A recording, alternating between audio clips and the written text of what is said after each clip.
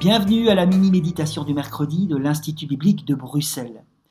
Comment gérer dans un entretien biblique, avec des objectifs intermédiaires et un objectif global clair, les questions de vos contacts qui pourraient être somme toute intéressantes, mais qui ne feraient pas partie des questions prioritaires que vous avez envie d'aborder avec elle, avec lui, pendant ce temps si précieux.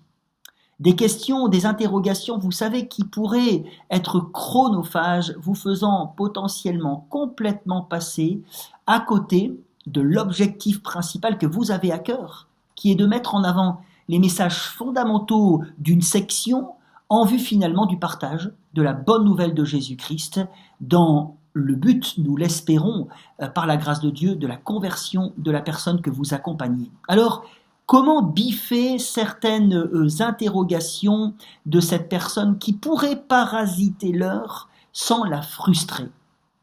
Eh bien, il me semble déjà que la réponse se trouve dans l'attitude, la manière de dire les choses et dans les propositions que je vais lui faire. Et je vais exposer une des propositions que je dis lorsque des questions non prioritaires arrivent sur la table pendant un parcours. Généralement, si, selon mon expérience, si vous dites ce genre de phrase, vous n'allez pas vexer votre contact. Écoute, cette question n'est pas à côté de la plaque. Alors ne le dites pas si ce n'est pas vrai.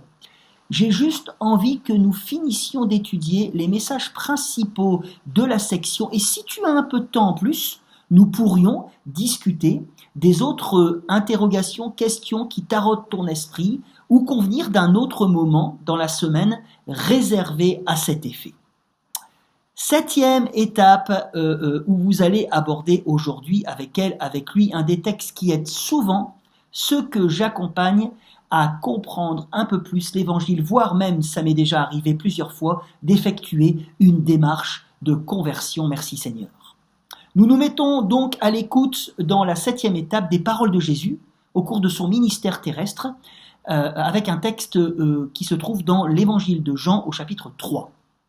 L'idée ici est de faire comprendre à la personne que vous accompagnez que Jésus, qui voit dans les cœurs, chapitre 2, met en avant les questions fondamentales non exprimées de celui qui vient le trouver de nuit en secret, Nicodème, et qui est tracassé par des questions spirituelles. Lui, le religieux sincère, croit, pour simplifier, que lorsque le Messie de Dieu sera venu, ce que tout bon juif espérait, il installera le royaume du Seigneur qui sera accessible à ceux qui, comme lui, auront obéi à la loi de Moïse ou l'auront poursuivi.